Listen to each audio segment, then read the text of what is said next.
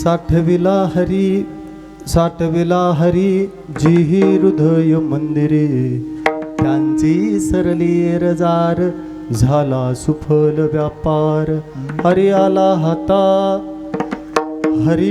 हाता मग कैची भय चिंता, त्यांची सरली रजार झाला सुफल व्यापार. तुका म्हणे हरी काही बुरो नेदी बुरी, त्यांची सरली रजार झाला सुफल व्यापार. विठ्ठल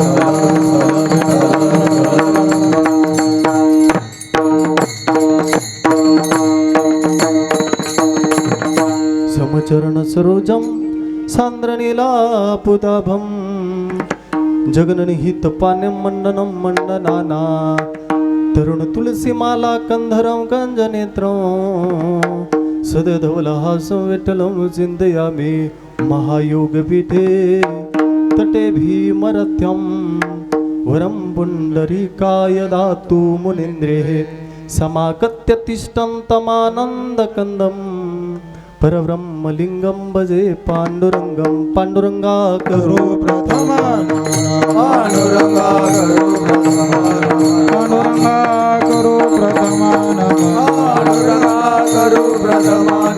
दुसरे चरण दुसरे चरण दंतातिया, दुसरे चरण दंतातिया, अंजकृपादाने कथेता विस्तार, अंजकृपादाने कथेता विस्तार,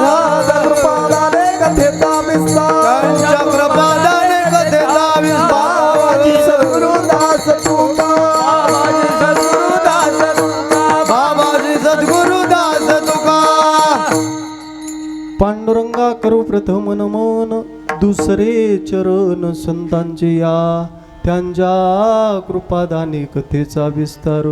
बाबाजी सद्गुरुदास तुका कलावज्ञ जीवो तरार्थावतारम, कलंकं कतेजोदिका मोदी भक्तम, कलानीशवादा पनोदार्पदक्षम, समाधिस्थ मूर्तिं भजे ज्ञानदेवम. ओम नमो ज्ञानेश्वरा करुणाकरा दयाळा, तुमचा अनुग्रह लादलो पावन झालो चराचरी. मुक्ताबाई नमो त्रिभुवन पावनी, अद्यत्रय जननी देवाची, जयांचे केले स्मरण होय सकळ विद्यांचे अधिकरण.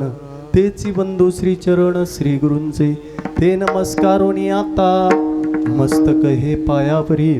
या वारकरी संतांच्या काय माझी वाणी मानेल संतांसी, रंजवू चित्तासी आपुलिया विठ्ठल विठ्ठल.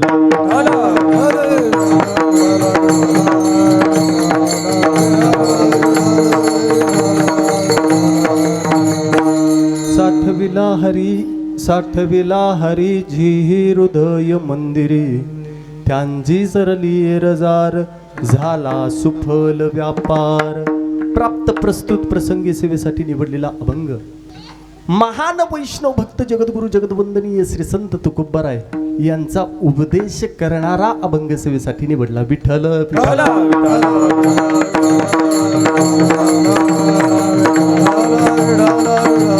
तत्पूर्वी भक्त्याचं काम आहे की सेवा किम निमित्ताने आहे. गेली 6 वर्षापासून चालत असलेला हा अखंड हरिनाम सप्ताह, आणि या अखंड हरिनाम सप्ताहामध्ये माझ्यासारख्या पामराकडे आलेली आहे आजची 5व्या दिवसाची सेवा परमभाग्य समजतो.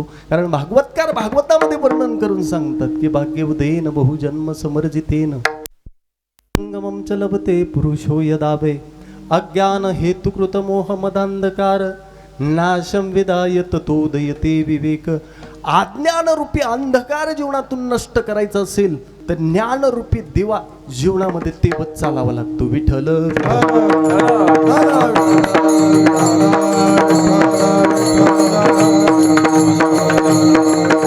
आणि हा उत्सव तुमच्या गावामध्ये गेली 6 वर्षापासून चालत असलेला आहे. परमभाग्य समजतो की 5व्या दिवसाची सेवा.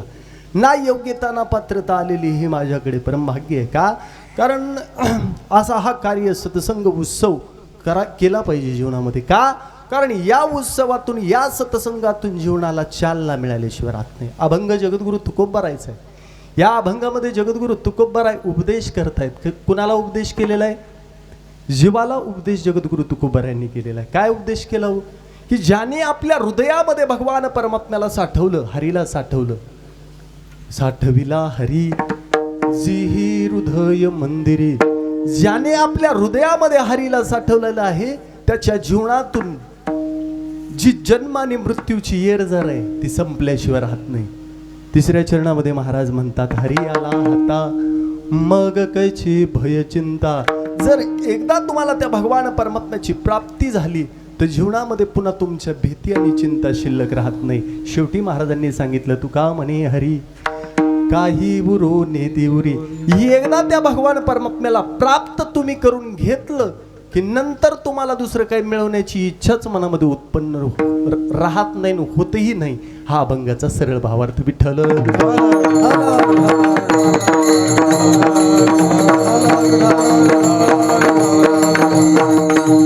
या अभंगामध्ये जगद्गुरु तुकोबारायाने अंतःकरणामध्ये हरीला साठवायला सांगितलंय. परंतु मी म्हणेन ज्या अर्थी जगद्गुरु तुकोबाराय हरीला साठवाय सांगतायत त्या अर्थी अंतःकरणात हरी नाही का हो? हरी आहे का नाही तुमच्यात? बोलतेत का? बोलतेत का तुमच्यात? हरी अंतःकरणात आपल्या आहे का? आहे का? हरी अंतःकरणामध्ये विराजमान आहे. विराजमान आहे. गीतेमध्ये भगवान परमात्मा म्हणतात, ममेवंशो जीवलोके जीवभूत सनातनः मनशष्टानी इंद्रियानी प्रकृतीस्थानी कर्षती. नवे नवे महाराजांनी जगद्गुरु तुकोबारायांनी याच्याही पुढे जाऊन सांगितलं की भगवान परमात्मा तुमच्या आमच्यामध्ये विराजमान आहे. कसं म्हणताय?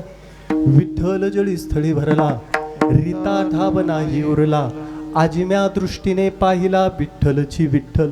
तो भगवान परमात्मा तुमच्या आमच्यात विराजमान असताना सुद्धा साठवायला का सांगितलं? साठवली कोणती गोष्ट जाते? जी आपल्या जवळ नसते ती साठवावी लागते. मग हरी आहे ना, मग साठवायला का सांगितलं? का सांगितलं साठवायला? योगायोगाने साठवायला का सांगितलं? याच्यासाठी कारण साठवणं हे आपलं काम आहे. साठवणं मग ते प्रपंचामध्ये आपण काही गोष्टी साठवतो तो विषय सोडा. योगायोगाने एक व्यक्ती लातूरवरून पंढरपूरला जाण्यासाठी निघाला. हरी आपल्यात आहे हेही जगद्गुरु तुकोबारायचं खरं आहे आणि साठवायला सांगतात हेही खरं आहे. हेही काय खरं आहे? साठवायला सांगितलं हेही सत्य आहे आणि भगवंत तुमच्या आमच्यात आहे हेही सत्य आहे. कशावरून? तर याच्यासाठी एक उदाहरण आठवलं म्हणून सांगतो. एक व्यक्ती लातूरवरून पंढरपूरला जाण्यासाठी एका गाडीमध्ये बसला. बसमध्ये बसला आणि बसमध्ये बसल्यानंतर प्रवास करू लागला. बसने प्रवास करत असताना बार्शीपर्यंत जाऊन तो पोहोचला. कुठपर्यंत? बार्शीपर्यंत जाऊन पोहोचला आणि बार्शीमध्ये गेल्यानंतर सुद्धा त्या ठिकाणी याला बसण्यासाठी जागा झाली. मग तो सीटावर बसला. बसल्यानंतर कंडक्टरने त्याच्याकडे पाहिलं आणि कंडक्टर म्हणू लागले, म्हणे कुठून बसले? त्यावेळेला तो कंडक्टरला म्हणू लागला, बार्शीतूनच बसलो. काय म्हणला? कुठून बसलो? बार्शीतूनच बसलो. त्यावेळेला कंडक्टर म्हणले, तुम्ही असं कसं म्हणायला लागले? म्हणे तुम्ही बसले लातूरवरून आणि बार्शीतून कसं म्हणायला लागले?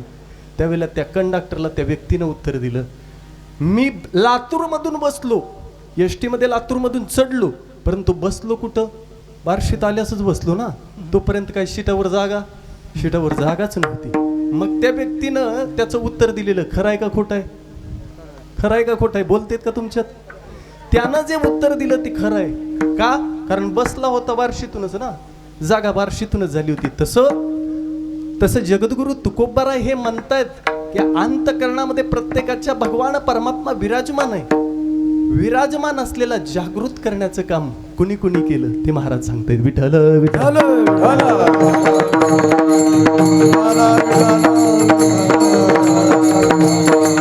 याच्याही पुढे जाऊन तुम्हाला पटण्यासाठी सांगतो. एखादी आता माती, जी आपली माती आहे, या माती सुगंध देते का नाही?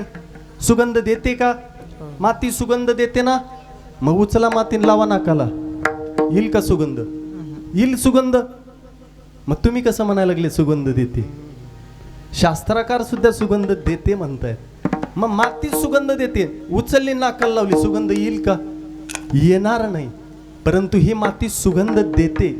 म्हणजे ज्याने मातीचा आश्रय घेला, योगायोगाने उदाहरणार्थ सांगायचं झालंच तर मातीचा आश्रय घेणारा एखादं झाड, आश्रय घेतला, परिणाम फुल सुद्धा सुगंध दिल्याशिवाय राहत नाही. हा आश्रयाचा परिणाम आहे. म्हणजे माती सुगंध देते. भागवतकारामध्ये सुद्धा, एकनाथी भागवतामध्ये याचं वर्णन आलेलं आहे की माती सुगंध देते. तसं सुगंध देते, परंतु ती जसं हरी आपल्यामध्ये आहे, तो असलेला हरी साठवायला जगद्गुरु तुकोबारायांनी सांगितलं. याच्याही पुढे जाऊन सांगायचं झालं तर काही शास्त्रकार मंडळी जगद्गुरु तुकोबाराकडे आले, म्हणू लागले, नवे नवे आदी करून भगवान परमात्मा म्हणतायत की मी नाही असं एकही या पृथ्वीवर ठिकाण नाही. मी नाही असं एकही ठिकाण नाही. कशावरून म्हणताय? ज्ञानोबा ज्ञानेश्वरीमध्ये म्हणतात की अर्जुना मी नसे ऐसा कौन ठाव असे, परिप्राणी यांचे दैव कैसे, जे न देखती मज. त्यांचं दैव पहा, मी सर्वत्र असून सुद्धा ते मला पाहू शकत नाही. सर्वांगटी राम देहा देहि सर्वांगटी राम देहा देहि सर्वांगटी राम देहा देहि सर्वांगटी राम देहा देहि सर्वांगटी राम देहा देहि सर्वांगटी राम देहा देहि सर्वांगटी राम देहा देहि सर्वांगटी राम देहा देहि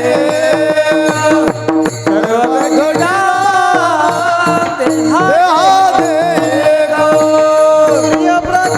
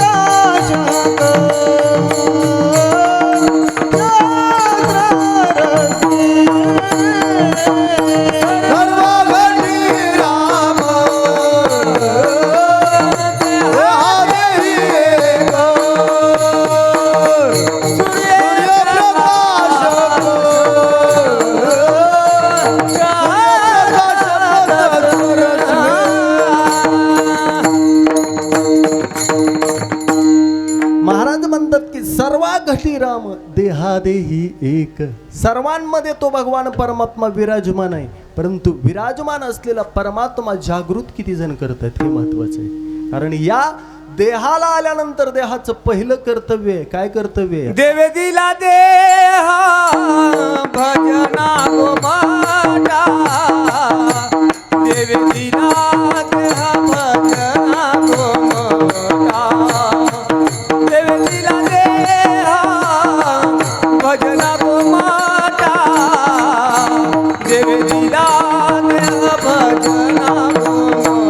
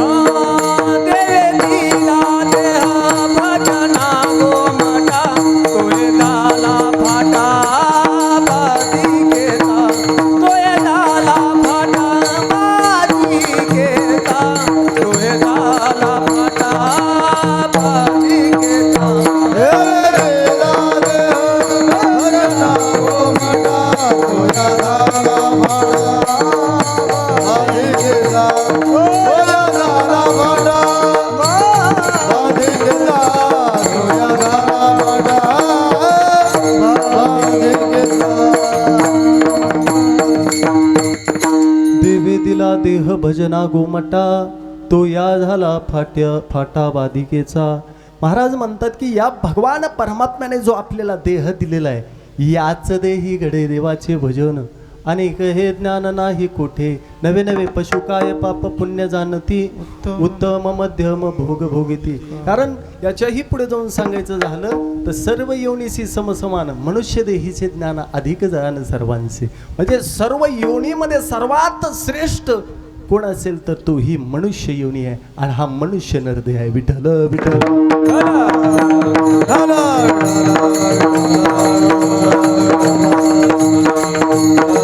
म्हणून या देहाला आल्यानंतर भगवान परमात्म्याची साधना व्हावी लागते. कारण देहाला आल्यानंतर साधना झाली तरच या देहाचं कल्याण आहे, अन्यथा कल्याण नाही. कशावरून? कारण देह केव्हा पडेल हे सांगता येत नाही. ज्ञानोबा आणि ज्ञानेश्वरीमध्ये म्हणतात तैसे येण्याची शरीरे शरीराय नेसरे किंबहुना रजारे चिरा पडे. कधी? कारण या देहाचा भरोसा नाही, क्षणभंगूर नाही भरवसा, क्षणाचा देखील भरोसा नाही. आपण वर्षानुवर्षीचा विचार करतो. म्हणून विचार हा केला पाहिजे. कारण एकदा आपल्याला हा नरदेह मिळालेला आहे. या नरदेह मिळाल्यामुळे भगवान परमात्म्याला साठवलं पाहिजे. कारण एकदा तू माझा आहे म्हटलं की तो सर्वस्वाने तुमचा झाल्याशिवाय राहत नाही. हा भगवंताचा स्वभाव आहे. भगवान परमात्म्याला फक्त भाव लागतो. भाव तस्मात भावची कारण नवे नवे भाव का भूका हूँ मैं. भाव ही एक सार है भाव से जो भी भजे भव से बेड़ा पार है. भगवंताला भक्त भाव लागतो. बाकी काही लागत काही न लगे एक भावाची कारण तुका म्हणे आन विठोबाचे तुका म्हणे आन विठोबाचे तुका म्हणे आन विठोबा. काही न लगे एक भावाची कारण तुका म्हणे आन विठोबा.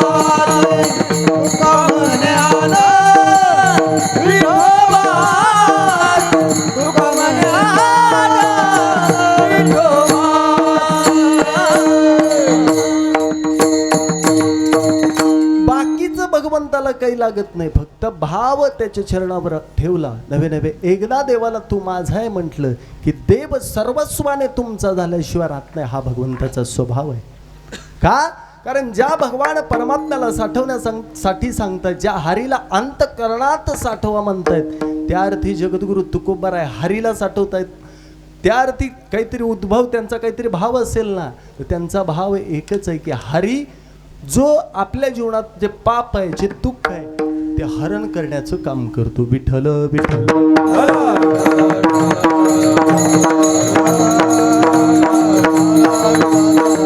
शास्त्रकारांनी सांगितलं की हरीर हरती पापानी इति सह हरी. जो आपल्या जीवनात जे आत्यंतिक दुःख आहे त्या दुःखांची जो निवृत्ती करतो तो हरी. अंतकरणात साठवला पाहिजे. ते महाराज अभंगाच्या पहिल्या चरणात साठविला हरी साठविला हरी साठविला साठविला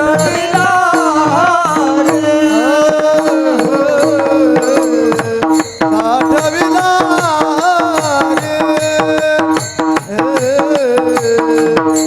साठविला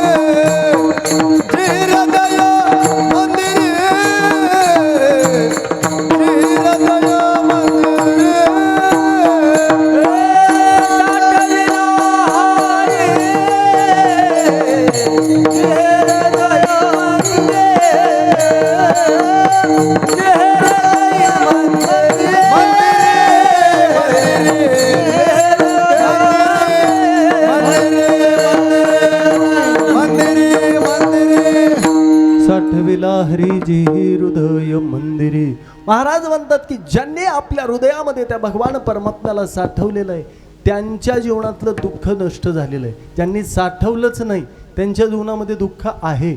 प्रपंचामध्ये आपण भगवंताला साठवण्याचा प्रयत्न करतो का? करत नाही. प्रपंचामध्ये माणसाला सुख पाहिजे पण प्रपंचात सुख आहे का? सुख नाही. का सुख नाही? कारण मूळच त्याचं दुःख आहे. विठ्ठल विठ्ठल.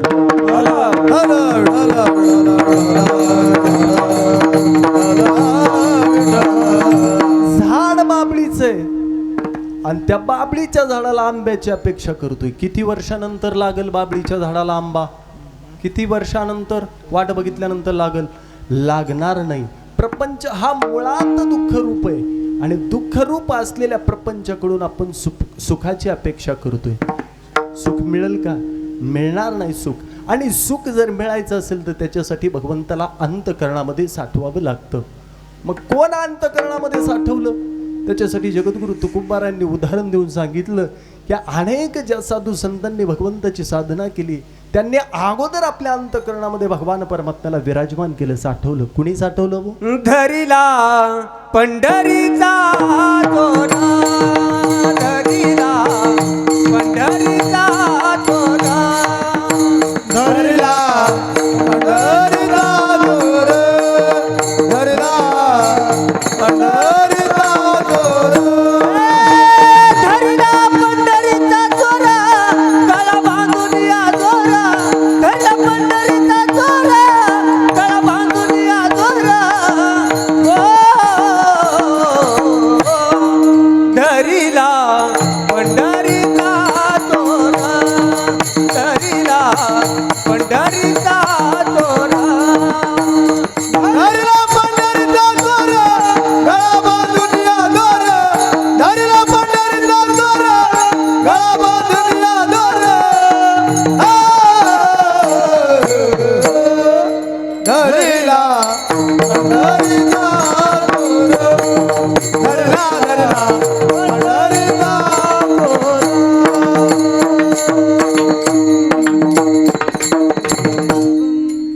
पंढरीचा चोर कुणी धरिला?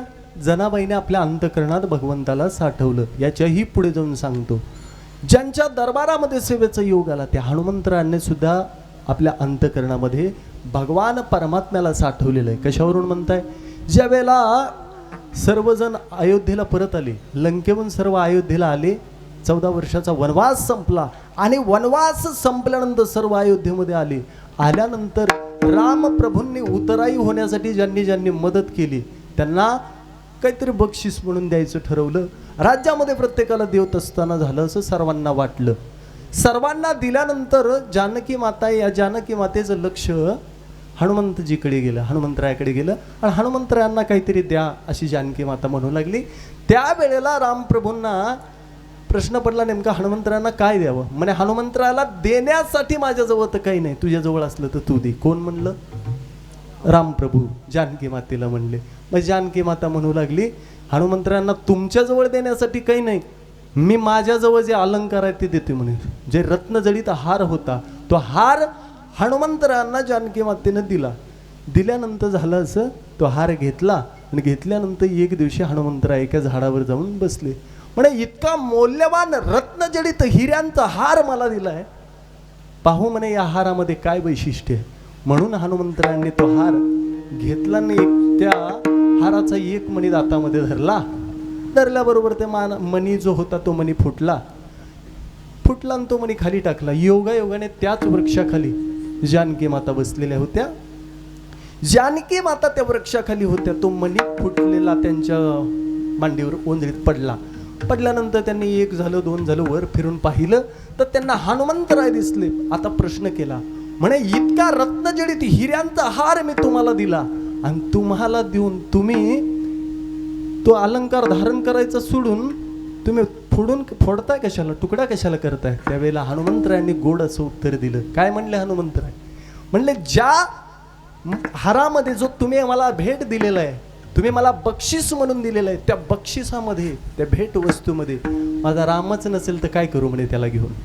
मग आता पुढे जानकी मातेने प्रश्न केला, म्हणे ज्या वस्तूत राम नाही ती वस्तू तुम्ही स्वीकारत नाही, मग तुमच्यात राम आहे का ते मला सांगा. कोण म्हणलं? जानकी माता म्हणली. म्हटल्याबरोबर हनुमंतरायांनी आपले पाहायचंय का म्हणे आईसाहेब तुम्हाला राम आहे का नाही, म्हणून अक्षरशः स्वतःची हृदय छाती फाडली आणि राम लक्ष्मण सीता जानकी सहित सर्वांचं दर्शन ज्या वेळेला झालं त्यावेळेला अक्षरशः कळालं. मग कुणी साठवला? हनुमंतरायांनी साठवला. विठ्ठल विठ्ठल.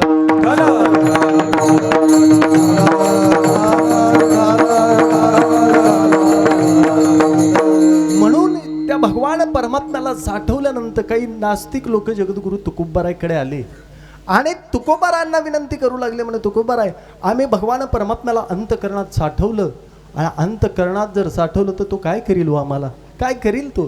त्यावेळेला जगद्गुरु तुकोबाराय म्हणतात, जर तुम्ही अंतकरणातून भावातून एकदा जर भगवंताला म्हणलं तू माझा आहेस, तो सर्वस्वाने तुमचा झाल्याशिवाय राहत नाही. भगवंताचा स्वभाव आहे की एकदा त्यानं मला म्हणावं, कारण देसी तेव्हा घेसी ऐसा अससी उदार. कारण भगवान परमात्मा दिल्याशिवाय आपल्याला काही देत नाही. मग द्यायचं काय? त्याला फक्त भाव प्रेम याच्या व्यतिरिक्त दुसरं काही नाही लागत. कारण देवानं, तुम्ही पाहिलं असेल, देवानं ज्या वेळेला विदुरजींच्या घरी आले त्यावेळेला भगवंतानं छिलकेही खाल्ले. कशामुळे? प्रेमामुळे. 56 प्रकारचा भोग सोडून विदुराच्या घरी भगवंत आले. हा फक्त प्रेमाचा भुकेलाय. विठ्ठल विठ्ठल.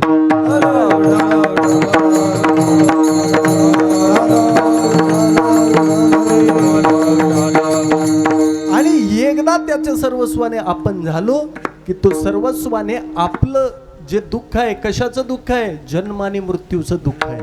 किती दुःख आहे व या जन्म आणि मृत्यूचं? या जन्म आणि मृत्यूचं इतकं दुःख आहे, ज्या वेळेला जीव गर्भातून बाहेर येत असतो त्यावेळेला जो जीव मुळातच इतका बैमान आहे.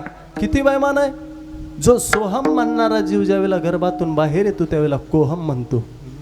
भगवंताला म्हणतो पहिल्यांदा मला गर्भातून माझी सुटका कर, मला मुक्त कर. परंतु ज्या वेळेला परमात्मा गर्भातून त्याची मुक्तता करतो, सोहम मी तुझं भजन करीन म्हणणारा जीव बाहेर आल्याबरोबर लगेचच म्हणायला लागतो मी कधी म्हटलो होतो. म्हणजे कारण या मायेचं चक्र इतकं गहन आहे. सहज मायेचा वारा लागला तर माणसामध्ये परिवर्तन झाल्याशिवाय राहत नाही. विठ्ठल विठ्ठल.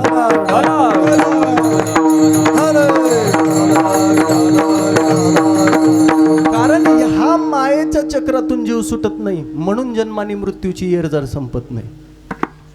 ज्या दिवशी मायेच्या चक्रातून तुम्ही आम्ही सुटाल त्या दिवशी जन्मानी मृत्यूची येरजार संपल्याशिवाय राहत नाही. योगायोगाने माया इतकी गहन आहे, जी माया सत्य नसताना सुद्धा सत्य वाटते. सत्य काय व उपनिषदकार उपनिषदामध्ये सांगतात, ब्रह्म सत्य जगत मिथ्य जीवो ब्रह्मेना पराहा. एकमेव सत्य काय आहे? ब्रह्म हे सत्य आहे आणि जगत हे मिथ्य आहे. दिसणारी प्रत्येक गोष्ट काय? असत्य पण सत्य वाटते, मिथ्य आहे. जसं थोडक्यात सांगायचं झालं, तुम्ही आम्ही सत्य होत का असत्य होतो? कालांतराने तुमचा आमचा नाश आहे, असत्य होतो. याच्याही पुढे जाऊन सांगायचं झालं तर जगाच्या पाठीवर फक्त सत्य एकच आहे, तो भगवान परमात्मा. सत्य तू सत्य तू सत्य तू विठ्ठला. सत्य तू सत्य तू सत्य तू विठ्ठला. सत्य तू सत्य तू सत्य तू विठ्ठला. सत्य तू सत्य सत्य तू विठ्ठला.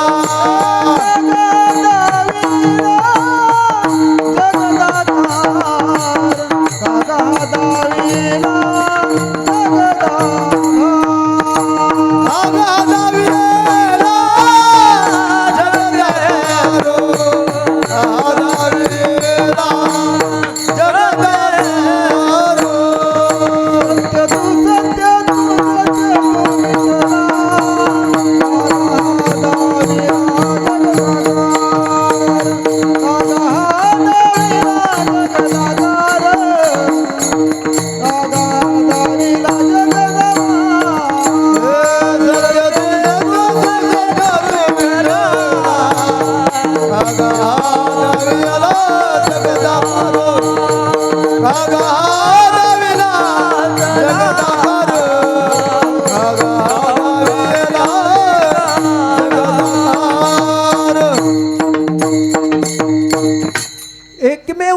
तो भगवान परमात्मा आहे. सर्व जगत असत्य आहे. कशावरून म्हणताय? कारण भगवान परमात्मा तुम्हा मला करायला लावतो, परंतु ते अडकून राहत नाही. हा भगवंताचा स्वभाव आहे. भगवान परमात्मा प्रत्येक गोष्ट तुमच्या आमच्याकडून करून घेतो. जोपर्यंत तो आपल्यामध्ये, तोपर्यंतच आपल्याला किंमत आहे. नाहीतर ज्या दिवशी तो आपल्यातला निघून जाईल त्या दिवशी काय होतं माहिती आहे का तुम्हाला? काय होतं? ज्या दिवशी तो आपल्यातला निघून गेला की दारासमोर गर्दी झाल्याशिवाय राहत नाही. होते का नाही? दारासमोर गर्दी होते. का? जोपर्यंत तो आहे तोपर्यंतच सर्व काय आहे. ज्या दिवशी तो निघून जाईल त्या दिवशी आपल्या दारासमोर गर्दी होतेच. याच्याही पुढे जाऊन सांगतो, प्रपंचात माणसाचा स्वभाव आहे, सर्व काही मी करतो, मी केलं तरच होतंय, यांनी केलं तर होत नाही, बघू म्हणे मी केलं तरच होणार, हा स्वभाव माणसाचा आहे. परंतु कितीही तू केलं काय नाही केलं काय, आजपर्यंत प्रत्येक जण असाच म्हणत आलेला आहे. म्हणजे राहिलंय का कुणाचं काही? राहिलं नाही. कारण करता करविता तो भगवान परमात्मा आहे आणि करून सुद्धा अडकून राहत नाही. हा त्याचा स्वभाव आहे. जन्माने मृत्यूच्या चक्रामध्ये तोही या ठिकाणी आला, आल्यानंतर कार्य संपल्यानंतर तोही निघून गेला. हा त्याचा प्रकृतीचा नियम भगवंताने सोडला नाही. मग तुम्ही आम्ही सोडून कसं सोडू शकाल? सोडू शकत नाही. भगवंताचा स्वभाव आहे. त्यानं प्रपंचामध्ये ज्या वेळेला या मृत्यू लोकामध्ये भगवंत आले, आल्यानंतर भगवंताने प्रत्येक गोष्ट केली, परंतु केल्यानंतर त्याच्यामध्ये अडकून राहिले नाही. अडकून राहिले नाहीत. कसं म्हणताय? कशावरून म्हणताय? भगवंताचा स्वभाव आहे. ज्या वेळेला भगवान परमात्मा करणारा तोच आहे. थोडक्यात सांगायचं झालं, योगायोगाने एक व्यक्ती होता. तो व्यक्ती राजस्थान मधला होता. कुठला? राजस्थान मधला होता. आणि राजस्थान मधल्या व्यक्तीने एक विचार केला, म्हणे माझी मृत्यूपत्र अगोदरच त्यांनी लिहून ठेवलं. म्हणे मला मृत्यू येण्या अगोदर त्यानं मृत्यूपत्र तयार केलं आणि मृत्यूपत्र तयार करत असताना त्या मृत्यूपत्रामध्ये लिहून ठेवलं. असं काही लिहिलं की माझी जी काही संपत्ती आहे ती संपत्ती माझ्या मुलांमध्ये वाटून टाका. माझ्या संपत्तीचा पहिला हिस्सा जो आहे, तो पहिला हिस्सा माझा जो मोठा मुलगा आहे त्याला माझ्या संपत्तीतला अर्धा हिस्सा द्या. काय अट होती? माझ्या संपत्ती जितकी काही आहे त्याच्यातला पहिला अर्धा हिस्सा माझ्या मोठ्या मुलाला द्या. दुसरा त्याची अट अशी होती की दुसरा जो मुलगा आहे त्या दुसऱ्या मुलाला माझ्या संपत्तीतला चौथा हिस्सा द्या. ठीक आहे म्हणले, चौथा हिस्सा. आणि जी पाचवा हिस्सा माझ्या जो संपत्तीमधला आहे ती माझी जी लहान कन्या आहे त्या कन्येला द्या. असं मृत्यूपत्र त्यानं लिहिलं. आणि लिहिल्यानंतर कालांतराने तो मरण पावला. पावल्यानंतर झालं असं, सर्वजणांना प्रश्न पडला. आता याची संपत्ती हुडकली. राजस्थानमधला होता. संपत्ती हुडकल्यानंतर त्याच्या नावावर फक्त 19 उंट निघाली. किती? सांगतोय कशासाठी? भगवान परमात्मा करता करविता तोच आहे, फक्त अडकून राहत नाही. हा भगवंताचा स्वभाव आहे. याच्यासाठी सांगतोय. करता करविता तोच आहे, परंतु तो गुंतून राहत नाही. ज्या वेळेला सर्व मंडळी गावातील लोक जमा झाले आणि संपत्तीची वाटणी करत असताना आता 19 उंट सापडले. 19चं निम्म किती हो? किती 19चं निम्म? 9.5. आता 9.5 उंट कशी द्यायचे? तुम्ही द्या बरं वाटणी करून. कशी द्यायचे 9.5 उंट? अट काय होती? जी संपत्ती आहे त्याच्या निम्मा हिस्सा माझ्या मोठ्या मुलाला द्या. कशी द्यायची? देताच येणार नाहीत. मग दुसरी अट काय होती? जी काही संपत्ती आहे त्या संपत्तीतला चौथा हिस्सा माझ्या बारक्या मुलाला द्या आणि जी काही संपत्ती आहे त्या संपत्तीतला 5वा हिस्सा माझ्या मुलीला द्या. सर्व प्रश्न सर्व गावातील चौकामध्ये जमा झाले. आता कशी वाटणी करायची हा प्रश्न सर्वांसमोर उद्भवला. पण सर्वजण गोळा झाल्यानंतर कसं मिटत नव्हतं. योगायोगाने त्याचा मित्र जो बेलेला होता त्याचा मित्र उंटावरून निघाला जात होता. जात असताना त्यानं हे सर्व चिंतातूर लोक पाहिले आणि पाहिल्याबरोबर त्या लोकांना प्रश्न केला, म्हणे तुमच्या चिंतातूर दिसता, म्हणे काय कारण आहे? त्यावेळेला त्यांनी सांगितलं, म्हणे वडिलांनी मृत्यूपत्रामध्ये असं काही लिहिलंय म्हणे की जी संपत्ती आहे त्याच्यातला निम्मा हिस्सा मोठ्या मुलाला.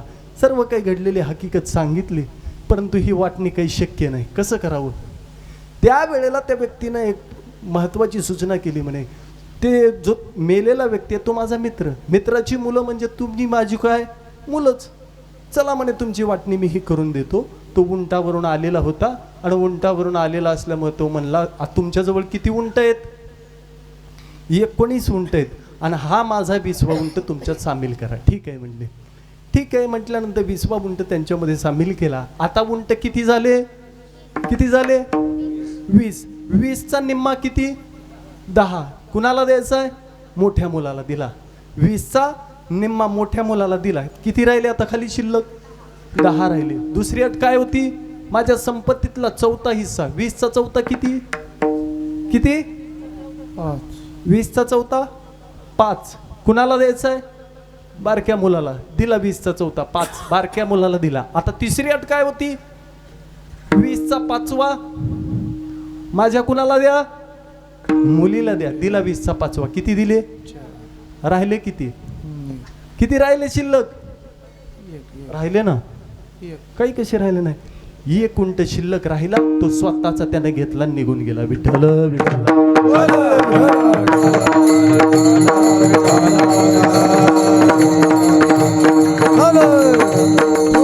प्रपंचामध्ये माणूस जसा मी करतो ना, तसा मी करून केलं नाही पाहिजे.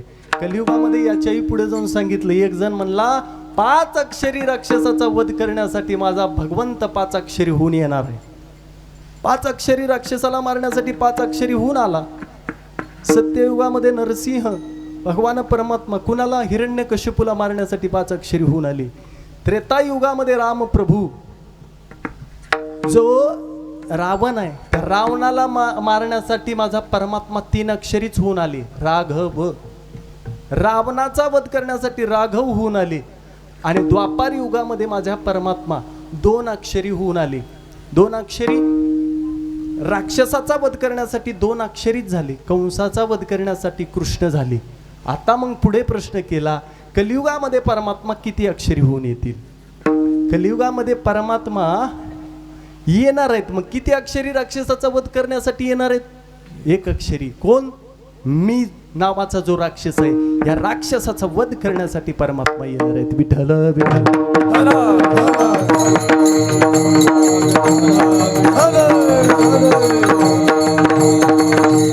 आणि ही तुमची आमच्या जीवनातली येर जर संपावी अशी वाटत असेल तर त्याच्यासाठी महाराज म्हणतात, जन्म आणि मृत्यूच्या चक्रातून माणसाला सुटावंसं वाटत असेल तर जन्म आणि मृत्यूच्या चक्रातून आई वडील सोडू शकत नाहीत, कुणीच सोडवू शकत नाहीत. जन्म आणि मृत्यूच्या चक्रातून एकमेव सोडवतील कोणतं? ते संत सोडवू शकतात. बाकी दुसरं कुणीच सोडवू शकत नाही. माझा हा पाहुणा, माझा तो, माझा आमदार ओळखीचा, माझा पंतप्रधान ओळखीचा, कुठपर्यंत आता सिलेंडर मिळत नाही म्हणून तिथपर्यंत. त्यांच्या वशिल्यावर मिळालं ते मिळालं म्हणून तिथपर्यंत ते ओळखीचे. परंतु जन्म आणि मृत्यूच्या चक्रात हेही काही करू शकत नाहीत. म्हणून जन्म आणि मृत्यूच्या चक्रातून सुटायचं असेल तर त्याच्यासाठी साधू संत यांचा मार्गाने गेलं पाहिजे, यांचा अवलंब केला पाहिजे. कारण ते एकमेव या जन्म आणि मृत्यूच्या दुःखातून सोडवू शकतात. तेच महाराज अभंगाच्या दुसऱ्या. त्याची सरली राजा त्याची सरली राजा त्याची सरली राजा त्याची सरली राजा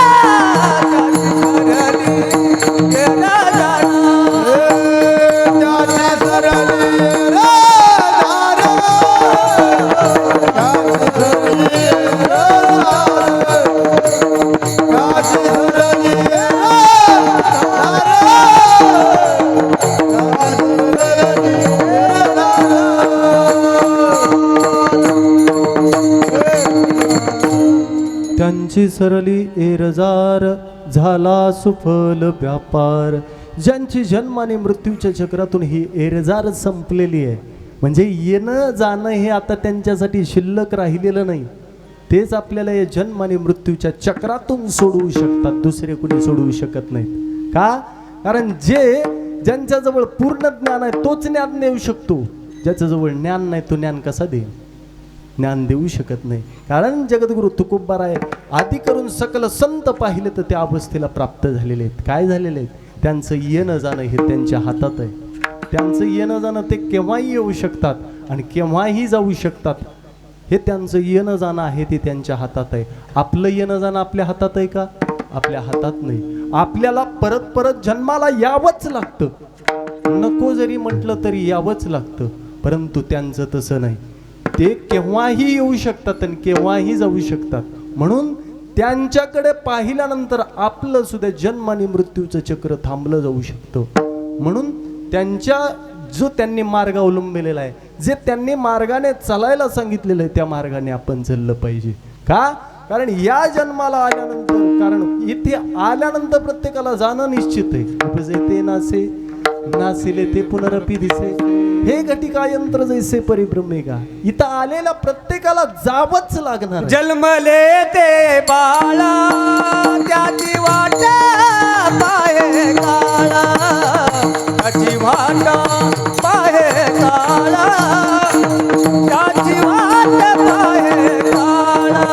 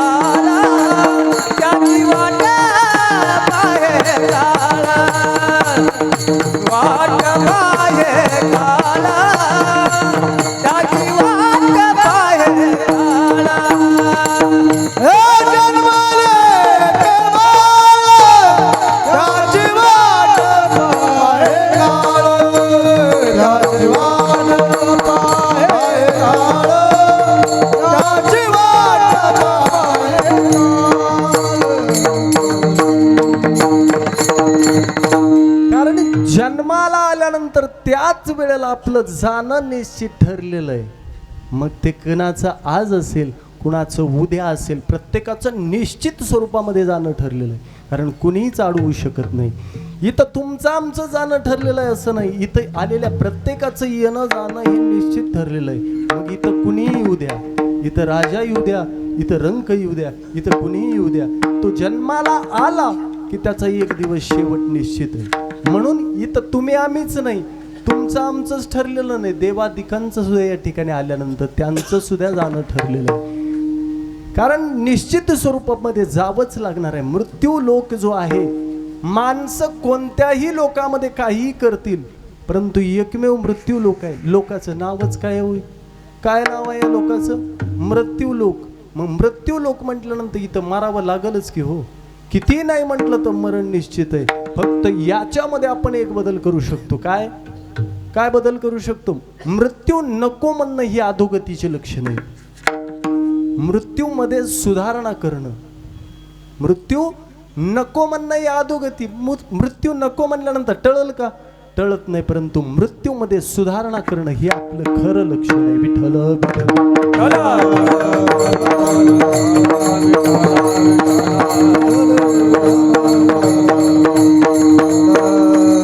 कारण येरजार संपवायचे असेल तर त्यांच्या मार्गाने आपण चालावं लागेल. आधी करून सकल संत ज्या मार्गाने गेले, जे मार्ग दाखवून गेले, मार्ग दावून गेले आधी दयानिधी संत ते ज्या मार्गाने गेलेले आहेत त्या मार्गाने आपणही चाललं पाहिजे. चालतो का आपण त्या मार्गाने? चालतो का? चालत नाही. योगायोगाने अंत्ययात्रेमध्ये आपण चालायलो. अंत्ययात्रेमध्ये चालत असताना लोक किती भावुक होतात तुम्हाला माहिती आहे. किती ऐश्वर्य असलं, संपत्ती असली की त्यावेळेला काय म्हणतात म्हणे, काय खरं आहे म्हणे, कधी जायचं आणि काय क्षणामध्ये जावं लागतं म्हणे निश्चित. अरे सगळं खरं आहे तरी रात्रंदिवस तो प्रपंचाचा गाडा उडतोय. सगळं खरं आहे कुठपर्यंत, तिथून बाहेर निघूस तर. ज्या वेळेला तिथून बाहेर निघाला की काय लागला पुन्हा ओढाओढीला. सांगण्याचा सिद्धांतिक भाव आहे की बाबा असत्य असलं तरी सुद्धा असत्य वाटत नाही, म्हणूनच तुमची आमची एरजा संपत नाही. 84 लक्ष योनीचा परत परत फेरा आपल्याला चुकत नाही. का चुकत नाही? परत परत 84 लक्ष योनीमध्ये फिरावं लागतं. फिरून पुन्हा मनुष्य देह प्राप्त होतो. मग एकदा प्राप्त झालेला देह खरंच सन्मार्गी लागावा असं वाटत असेल तर जीवनामध्ये संस्कार महत्वाचे आहेत. विठ्ठल विठ्ठल.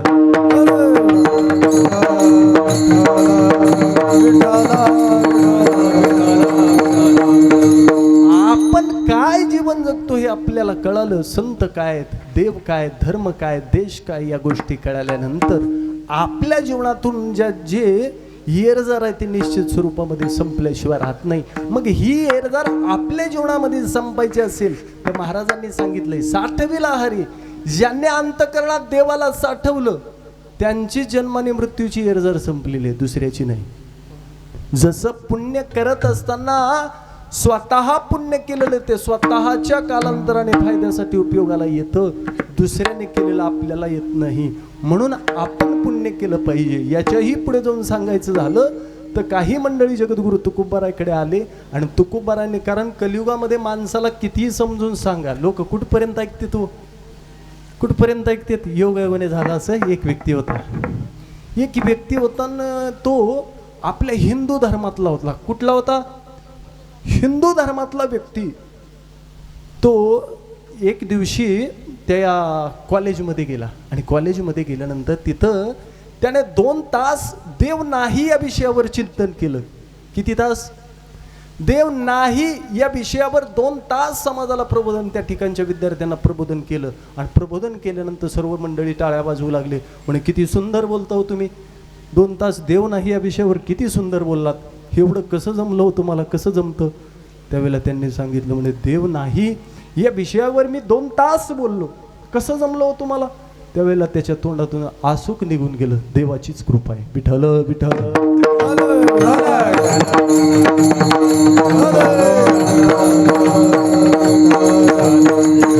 कितीही नाही म्हणलं, शेवटी काय आलं? देवाचीच कृपा आहे. म्हणजे देव मानला पाहिजे, देव आहे हे ओळखलं पाहिजे. म्हणून ज्या दिवशी तुम्ही या गोष्टी मान्य करताल त्या दिवशी तुमची जन्म आणि मृत्यूची एरजार संपल्याशिवाय राहत नाही. म्हणून देवाच्या नवे नवे योगायोगाने भाव विश्वास ठेवला तरच माणूस यशस्वी होऊ शकतो. योगायोगाने विश्वास ठेवला, एखाद्या गाडी चालवणाऱ्यावर विश्वास ठेवला की हा मला मुंबईपर्यंत व्यवस्थित नेईल, विश्वास ठेवून बसलो तरच तो बसणार आहोत, विश्वास ठेवला तरच पोहोचणार आहोत. तसं देव आहे, संत आहेत, या गोष्टीवर विश्वास ठेवला तर एक दिवस मी व्यवस्थित पोहोचणार आहे. ह्या गोष्टीवर विश्वास ठेवला पाहिजे. आणि एकदा विश्वास ठेवून भगवंताला अंतकरणात साठवलं, अंतकरणात साठवल्यानंतर जन्म मृत्यूची एरजारही संपते. आणि संपल्यानंतर होतं काय तर ते महाराज अभंगाच्या 3ऱ्या चरणात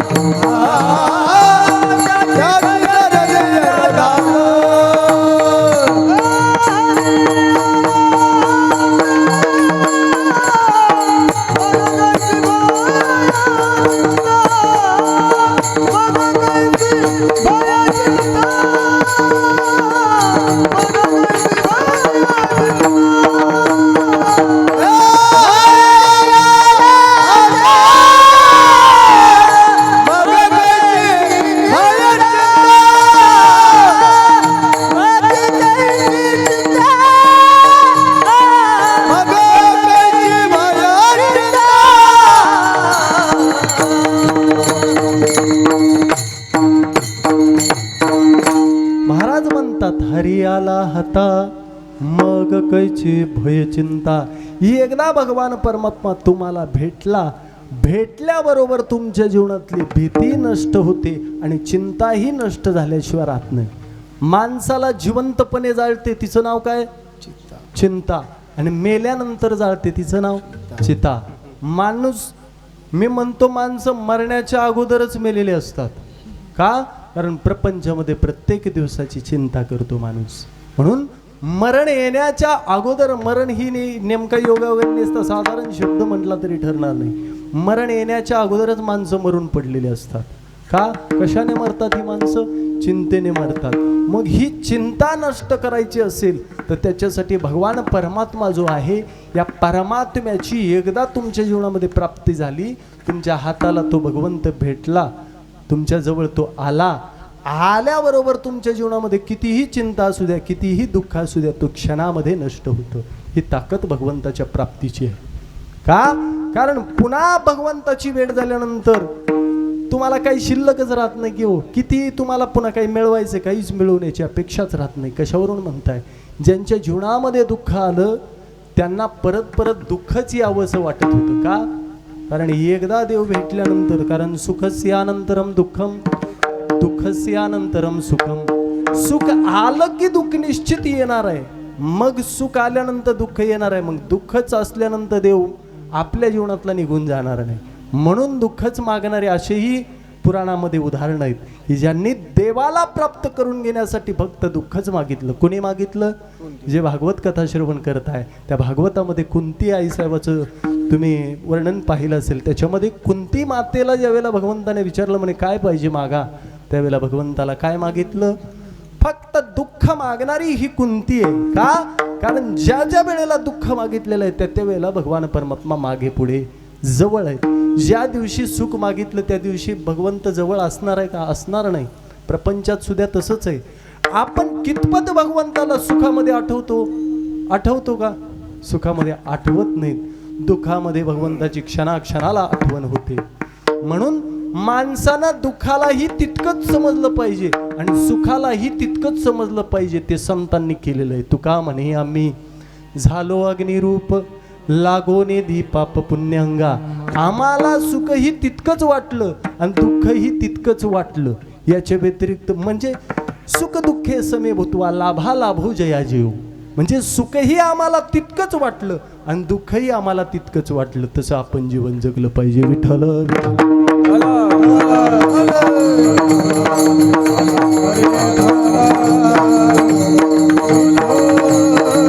एकदा त्या देवाची प्राप्ती झाली की वनामध्ये जरी गेलात तरी वनामध्ये सुद्धा काटा मोडत नाही. देव जर तुमच्या बरोबर असेल तर. कशावरून म्हणताय? अरे 32 दाताच्या समूहामध्ये राहणारी जीभ. दात अहंकाराचे प्रतीक आहे, जीभ नम्रतेचं प्रतीक आहे. काय कबीरदासजी म्हणतात, कबीरदासजी एक ठिकाणी म्हणतात, जो तू धावे. कबीरदासजीने एक ठिकाणी सांगितले की दात हे अहंकाराचं प्रतीक आहे आणि जीभ हे नम्रतेचं प्रतीक आहे. 32 दात जिभेला म्हणतायत. काय म्हणतायत? हम 32 तुम अकेली. त्यावेळेला जीभ दातांना म्हणते मी एकदा जर मी तेडी चलले म्हणजे वाकडी एकदा चालली तर 32 हातामध्ये यायला वेळ लागत नाही. जसं रावण अहंकार रूपी आहे, परंतु अहंकार रूपी रावणाच्या त्या लंकेमध्ये नम्र रूपी विभीषण वास्तव्यासाठी होता. परिणाम हरी आला हाता. हरीची भेट झाल्यामुळे जो राक्षस असलेला रावण आहे त्या रावणाच्या समूहामध्ये सुद्धा भगवान प्रभू रामचंद्रजींचे भक्त विभीषणजी वास्तव्यास होते. म्हणजे सांगण्याचा सिद्धांत हा आहे की एकदा देवाला तू माझा आहे म्हटलं की देव तुमचा सर्वस्वाने होतो. जसं जो तू धावे एक पग तो मै धावू 60. भगवंताकडे एक पाऊल तुम्ही टाकला की तो 60 पावलाने तुमच्याकडे येत असतो. फक्त देवाकडे एकदा तुम्ही पाऊल टाकावा लागतो. देवाकडे पाऊल न टाकता देवानंच माझ्याकडे यावं ही अपेक्षा तुमची आमची आहे. सुख तर पाहिजे, परंतु कुठं? घरात क्वाटवर झोपून सुख पाहिजे. मिळेल का? मिळणार नाही. जसा प्रपंचाचा गुणधर्म आहे कष्ट केल्याशिवाय फळ मिळत नाही, तसं जीवनामध्ये भगवंताची प्राप्ती व्हावीशी वाटत असेल. कारण एक ठिकाणी सांगितलेलं आहे महाराजांनी.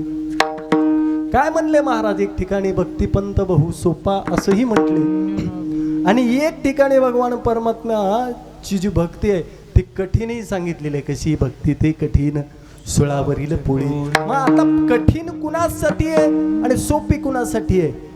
जे कष्ट करणार आहेत त्यांच्यासाठी सोपी आहे आणि जे कष्ट करत नाहीत त्यांच्यासाठी कठीण आहे. विठ्ठल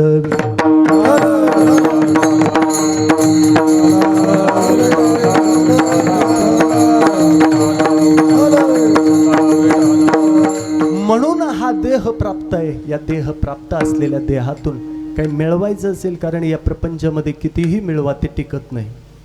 टिकत नाही, शेवटी कामालाच येत नाही. थोडक्यात एक आठवलं म्हणून सांगतो. तुमच्यासारखे प्रपंच करणारे लोक होते. प्रपंच करत असताना आमच्या इथला एक व्यक्ती होता. त्यानं वयाची 60 वर्ष इतकं धन कमवलं. किती? प्रपंचामध्ये 60 वर्ष शासकीय नोकरी केली आणि 60 वर्ष नोकरी करून धन प्राप्त करून घेतलं.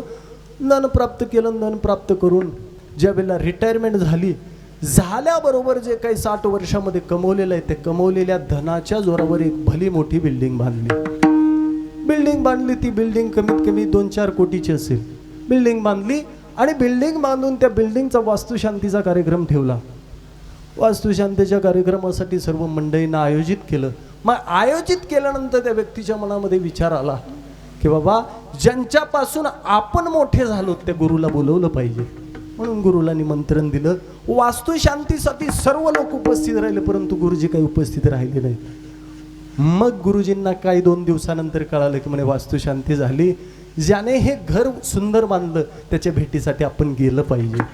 म्हणून गुरुजी त्याच्या भेटीसाठी ज्या वेळेला त्यानं हे भलं मोठं कोटी रुपयाचं घर बांधलेलं आहे, त्या घराकडे पाहण्यासाठी गुरुजी गेले.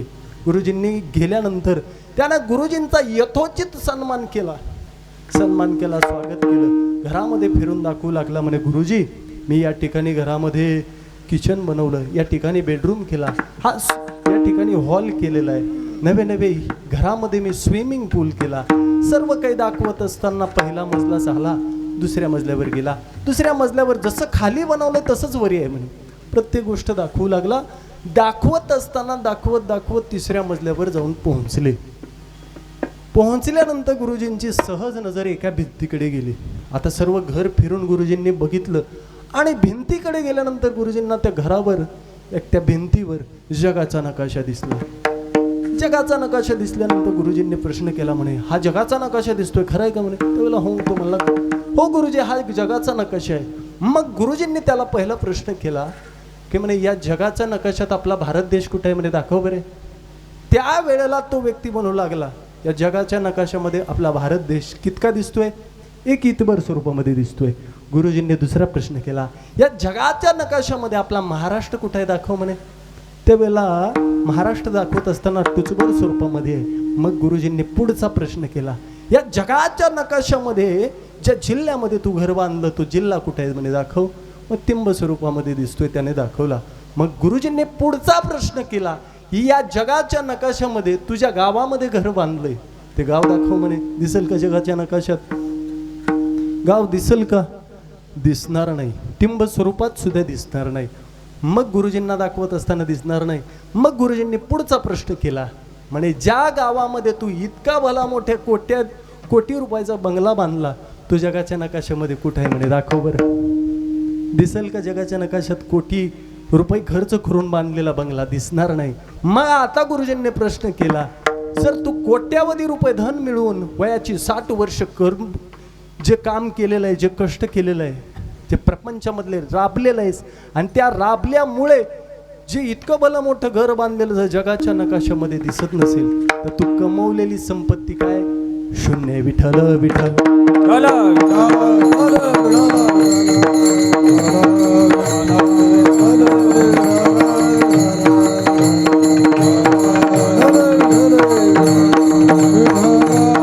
म्हणून वयाची 60 वर्ष इतकं धन कमवून या गोष्टी जर जगाच्या नकाशामध्ये दिसत नसतील तर मग किंमत आहे का? किंमत नाही.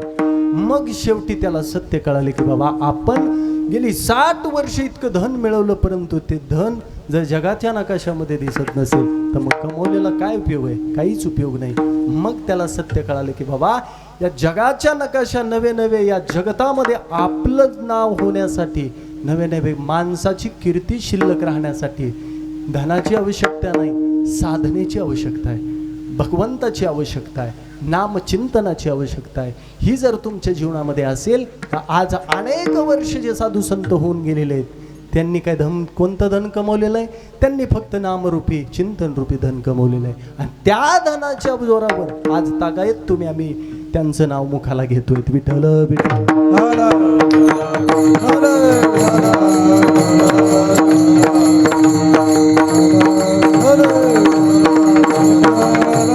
म्हणून एकदा ते धन प्राप्त केलं की तुमच्या जीवनातली भीतीही निघून जाते आणि चिंताही निघून जाते. कितीही भीती असू द्या. जसं जे भागवत तुम्ही श्रवण करताय ते भागवत श्रवण करत असताना ज्या वेळेला परीक्षित राजाला तक्षक नावाचा सर्प 7 दिवसामध्ये दंश होणार आहे हे माहीत झालं, त्यावेळेला काय झालं, त्याच्या मनामध्ये भीती निर्माण झाली. आणि ज्या दिवशी मृत्यूचं सत्य कळालं त्या दिवशी मृत्यूची भीती नष्ट झाली.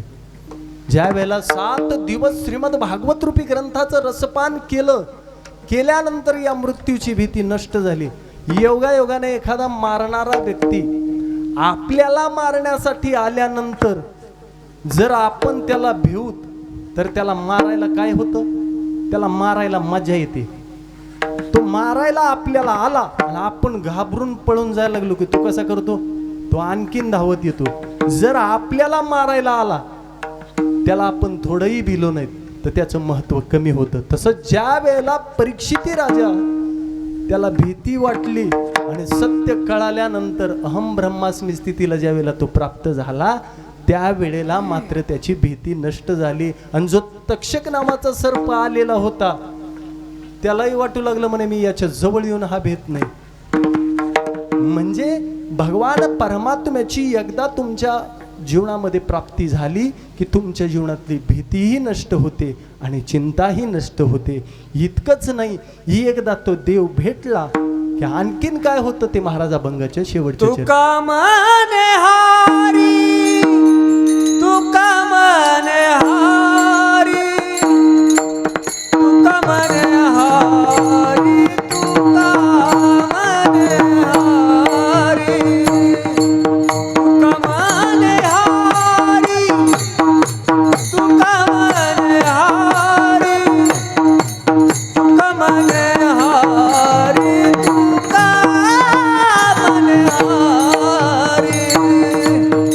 तुका तुका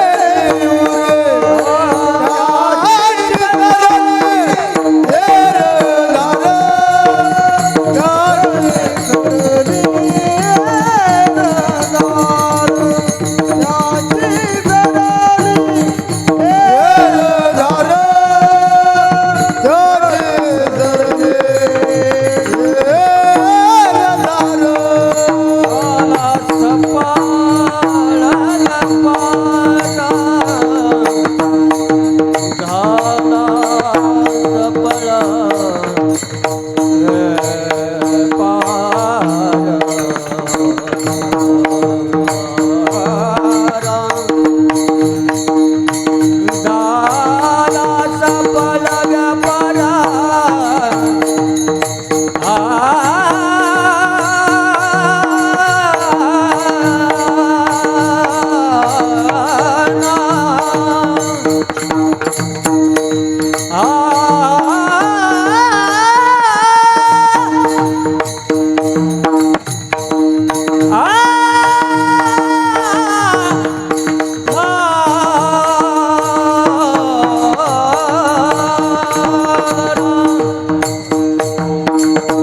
झाला सफल व्यापार झाला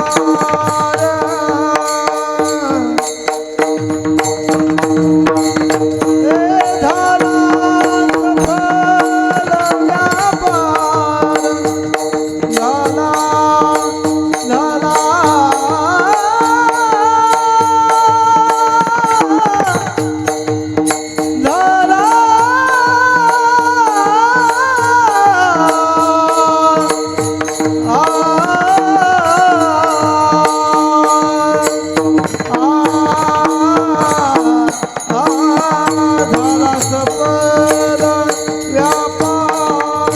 झाला झाला सफल व्यापार झाला सफल व्यापार झाला सफल व्यापार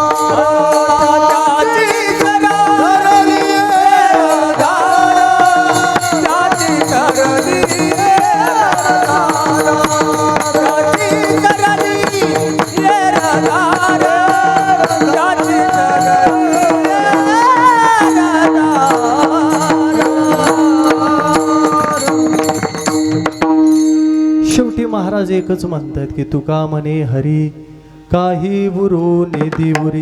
हा व्यापार आपला सफल होण्यासाठी त्याच्यासाठी एकच पर्याय आहे. काय? कलियुगामध्ये फक्त भगवान परमात्म्याची प्राप्ती व्हावीशी वाटत असेल तर त्याच्यासाठी हा जो व्यापार आहे तो व्यापार आपला फलद्रूप व्हावा असं वाटत असेल तर त्याच्यासाठी एकच महत्त्वाची गोष्ट सांगितली. काय? कलियुगामध्ये कशाला महत्त्व आहे? नामचिंतनाला महत्त्व आहे. कलियुगामध्ये साधनेला महत्त्व आहे. कोणती साधना? नाम संकीर्तन साधन पै सोपे. नाम साधना कलियुगामध्ये महत्त्वाची आहे. बाकीच्या साधना करण्याची आवश्यकता नाही. कलियुगा माझी करावे कीर्तन. कोणतं? नाम संकीर्तन रूपी कीर्तन करावं, नामचिंतन करावं. जसं कलियुगामध्ये 13 कोटी जप झाल्यानंतर भगवंताची साक्षात प्राप्ती आपल्याला होते. कलियुगामध्ये किती कोटी जप झाल्यानंतर? 13 कोटी जर जप पूर्ण झाला तर साक्षात भगवंताची प्राप्ती आपल्याला होऊ शकते. नवे नवे कलियुगामध्ये 1 लोटा जल आणि हा रसमस्या का? महिला मंडळ कुठं चालले आता 1 लोटा जल घेऊन? महादेवाच्या मंदिरामध्ये. माणसं अनेक ठिकाणी जाऊन वाईट कृत्य करतात आणि नंतर 1 तांब्या घेऊन महादेवाच्या पिंडीवर ओततात. यानं मुक्त होताल का? होऊ शकत नाही. कारण आपल्याला मुक्त व्हायचं असेल तर त्याच्यासाठी नामच घ्यावं लागेल. कारण नाम घेतल्याशिवाय माणूस मुक्तच होत नाही. कारण नाम, ज्याने नाम साधना केली त्याच्या जीवनाचा उद्धार आहे, बाकी ज्याच्या जीवनाचा उद्धार नाही. मग त्यानं कधीही घेऊ द्या, कुठेही घेऊ द्या, कसंही घेऊ द्या. एकदा या नाम साधनेने भगवान परमात्मा तुम्हाला भेटला की तुमचं सर्व दुःखच नष्ट झालं. तुमची केलेली साधना फळाला आली असं समजलं तर वावगं ठरणार नाही.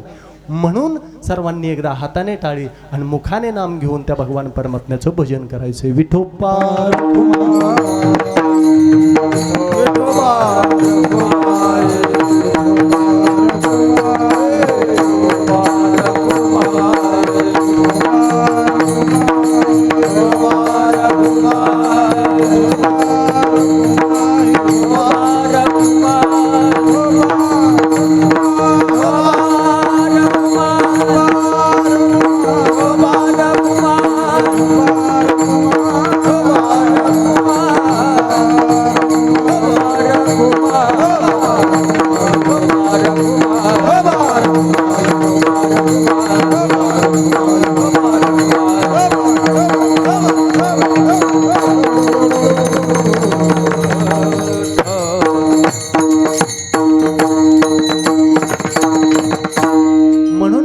महाराजांनी एकच सांगितलं, कलियुगामध्ये कशाला महत्त्व दिलं पाहिजे? कशाला महत्त्व दिलं पाहिजे कलियुगामध्ये? कलियुगामध्ये श्रद्धेला महत्त्व दिलं पाहिजे, अंधश्रद्धेला नाही. माणसं अंधश्रद्धेला महत्त्व देतात. बाबा बुवा साधू याच्याकडे लोक आकर्षित होतात, परंतु यांच्याकडे न आकर्षित होता वाचावी ज्ञानेश्वरी आणि डोळा पहावी पंढरी हे केलं पाहिजे. जे संतांनी सांगितलंय, जे ग्रंथ आहेत या गोष्टी अंमलात आणल्या पाहिजे, त्या वाचल्या पाहिजे. बाकीच्या गोष्टीकडे लक्ष नाही दिलं पाहिजे. लोक आकर्षित होतात कारण कलियुग आहे, चमत्काराशिवाय नमस्कार नाही. परंतु ज्या साधू संतांनी आपल्याला सांगितले, माणसानं श्रद्धा निश्चित ठेवली पाहिजे, परंतु अंधश्रद्धेचा जीवनातून त्याग केला पाहिजे. इथं अंधश्रद्धेला जवळ केलं जातं आणि श्रद्धेला लांब ढकललं जातं. आज जी समाजामध्ये तुम्हाला प्रकरण कानावर पडत आहे त्याचं कारण अंधश्रद्धा, श्रद्धा नाही. कलियुगामध्ये अंधश्रद्धेला फार मोठी किंमत आली, परंतु श्रद्धेला मात्र काही किंमत नाही. एखाद्या व्यक्तीला माणसं लोकमान्य होण्यासाठी काही करतील, परंतु मी म्हणतो माणसानं लोकमान्य होण्यासाठी जीवन नाही जगलं पाहिजे. माणसानं जीवन जगलं पाहिजे हे देवमान्य किंवा संतमान्य होण्यासाठी, तर जीवनाची सार्थकता. लोकांनी मला मोठं म्हणावं, लोकांनी मला चांगलं म्हणावं, याच्यासाठी लोक काय करतील काही सांगता येत नाही. म्हणून ही लोकांसाठी जीवन जगू नका, लोकांसाठी कार्य करू नका, त्याच्यासाठी कार्य करा. लोक तुमच्या मागे आपोआप आल्याशिवाय राहत नाही. परमार्थ त्याच्यासाठी केला तर तो भगवान परमात्म्याचा परमार्थ आपण केल्यानंतर लोक आपोआप आपल्या मागे येतात. जर आपण लोकांच्या मागे मागे जाऊ, जसं पैशाच्या मागे माणसानं जायची गरज नाही, माणसानं ज्ञानाच्या मागे धाव घेतली की पैसा आपोआप मागे येत असतो. जसं ज्ञानाच्या मागे गेल्यानंतर जसं संपत्ती आपोआप मागे येते, तसं सांगण्याचा सिद्धांत हा आहे की भगवान परमात्म्याची प्राप्ती, संतांची प्राप्ती जीवनामध्ये झाली तर पुन्हा काही प्राप्त करून घ्यायचे, पुन्हा काही मिळवायचे अशी अपेक्षाच संपून जाते. माणसाला सर्वात मोठं जीवन जगत असताना दुःख देते, तिचं नाव आहे अपेक्षा. अपेक्षा इतकी दुःख देते, किती दुःख देते हो अपेक्षा. प्रपंचामध्ये एखादी गोष्ट झाली नाही की दुःख होतं. मी म्हणतो प्रपंचामध्ये कोणताच व्यक्ती वाईट नाही, वाईट आहे ती व्यक्तीवर ठेवलेली अपेक्षा. बापानं मुलाकडून 100 पैकी 95% अपेक्षा केली आणि मुलानं 35 घेतले. काय झालं? दुःख झालं ना. कशामुळे? अपेक्षेमुळे. त्यानं दुःख दिलं का? दिलं नाही. ठेवलेल्या अपेक्षेनं दुःख दिलं. म्हणून कशासाठी काय अपेक्षा ठेवतो हे महत्वाचं आहे. म्हणून ज्या दिवशी जीवनातून अपेक्षा निघून जाईल त्या दिवशी समाधान आहे. आणि समाधान असलं की संत माणसं आहे त्या परिस्थितीमध्ये जीवन जगाले की पुन्हा काही मिळवायचं आणि काही मिळावं ही भावनाच उत्पन्न राहत नाही. शेवटी महाराजांनी तेच म्हणलेलं आहे की तुका म्हणे हरी काही बुरू नेती बुरी. कारण आता एकदा हरी भगवान परमात्मा तुझी प्राप्ती एकदा झाली आणि प्राप्ती झाल्यानंतर आता मला दुसरं काही मिळवायची गरज नाही. का? कारण सर्व ऐश्वर्यच त्याचं आहे. कारण जे आपण भोगतोय ते सर्व त्याचंच आहे. पृथ्वीवर आपण मालक नाही, पाहुणे म्हणून जन्माला आलोय. असं जीवन जगलं पाहिजे. विठ्ठल विठ्ठल.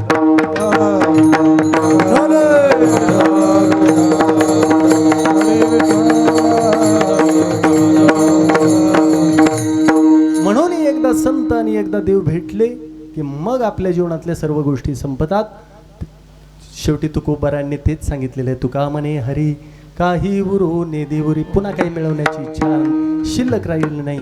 शेवटी महाराजांनी जशा पद्धतीमध्ये मला सुचलं त्या पद्धतीमध्ये अभंगाचा सहज भावार्थ सांगण्याचा प्रयत्न केला. कारण या अभंगाचा भाव असंच असेल असं नाही. गुरुवर्यांच्या मुखातून ऐकलेलं ते तुमच्यासमोर मांडण्याचा प्रयत्न केला. जगद्गुरु ज्ञानेश्वराय असतील, आदी करून सकल संत असतील.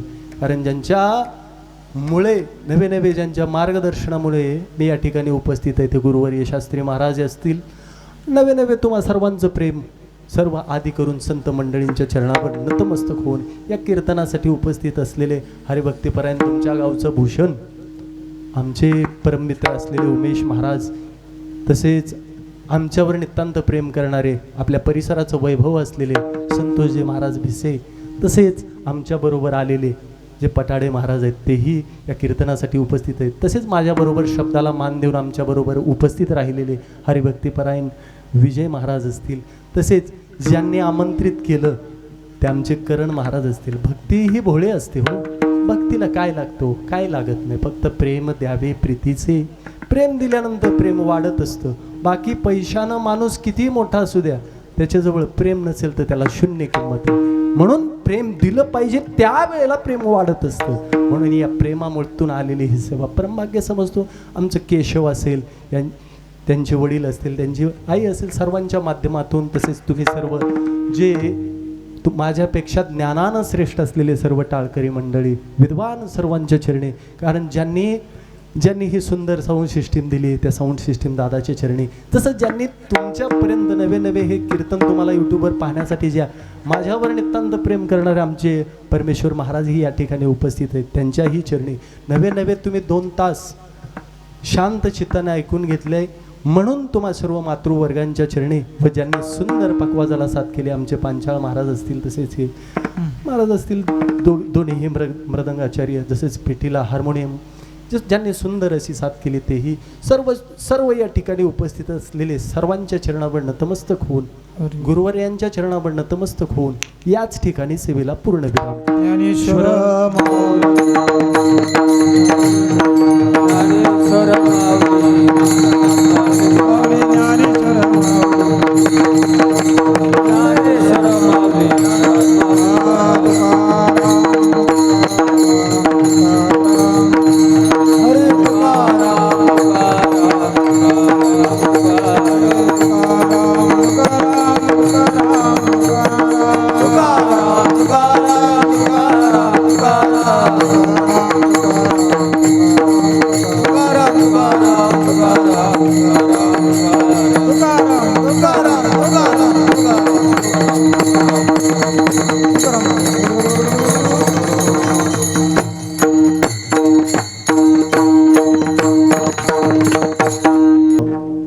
विठ्ठल जय जय विठ्ठल,